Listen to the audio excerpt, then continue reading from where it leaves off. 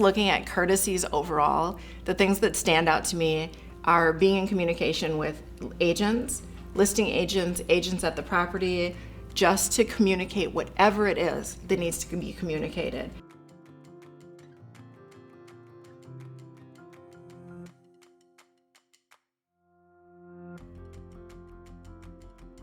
When I think of common courtesies when I'm showing property, there's common courtesies to other agents and their clients, and then there's common courtesies that I think of obviously with sellers. I tend to make a lot of phone calls to listing agents while I'm in the car to say, I'm running a little bit late. Is that okay? Do you want me to reschedule it? What other appointments do you have before mine or after mine? When I'm going into a property and I'm thinking of common courtesies for other agents, I want to let them know that I'm there. So even if the door is open, I'm going to knock really loud on the open door and let them know, hey, I'm here. I have this appointment scheduled at this time, so that they know and there's not some stranger walking around. I've been in basements before where all of a sudden I hear footsteps upstairs. I'm like, who just walked in this property? Announce yourself. So I think of common courtesies in those different ways of who I'm being courteous to, and then trying to think of what that looks like for those individuals. With COVID, I feel like a lot of people it's like, are you okay if we're in here at the same time as you, or do you want us to wait outside? Like, are you gonna hurry up because it's our time now? And I think that's a big part of it too, is like knowing when your showing time is, and if you are there late, to try to hurry up and be quick, because there's other people that are coming. I also think that it's important to make sure that supplements are uploaded, so that might mitigate or reduce some of the questions that we're needing to ask. The calls that listing agents get, if those things are online, then we don't need to ask them. And then making sure that questions that have been asked get changed in agent remarks. If one person asked it, we're all probably wondering. I think it's nice for agents to go in and update their remarks with whatever questions have been asked. Again, it's reducing the times that we need to call them, the calls that they need to take. Right. I think, like what you're saying, there's no such thing as too much communication. Yeah. So communicate, disclose. When I first meet with buyers or sellers, I do an initial consultation.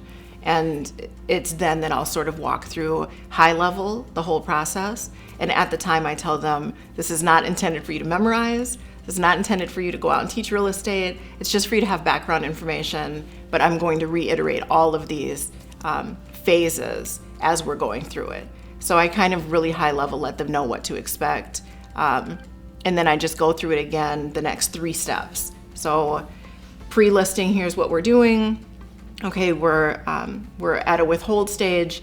Here's the things that we need to get lined up next. Showing start today. Here's what we're going to expect. After these, we're going to review offers, and here's what we expect next. So I go through it in that way, reiterating over and over and over again. Yeah, I think it's important to set clear expectations up front for sure.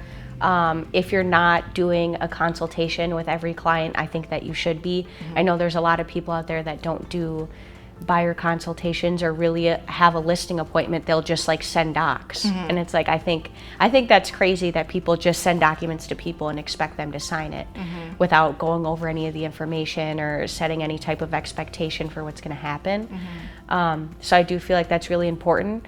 And like you said, I think each step of the way to be, explaining to people what's going to be happening next is important, because people forget and they're not going to remember everything because they haven't done it 1,000 times like we have. This is probably their first time or maybe their second. So and there's a lot of concerns that people have. It's a big deal. And there's a lot of concerns that they have. So just questions like, did this get handled, or what happens with this? I think a lot of times we do things behind the scenes because we know, but they don't know that we already are handling all of that. We already know to expect all of those things, and I've handled it. And so just reiterating to them where we are and where we're going. Just looking at courtesies overall, the things that stand out to me are being in communication with agents, listing agents, agents at the property, just to communicate whatever it is that needs to be communicated. So often, I think people will just skip a simple conversation and be bothered about something or be angry about something where a simple communication, little conversation goes a long way.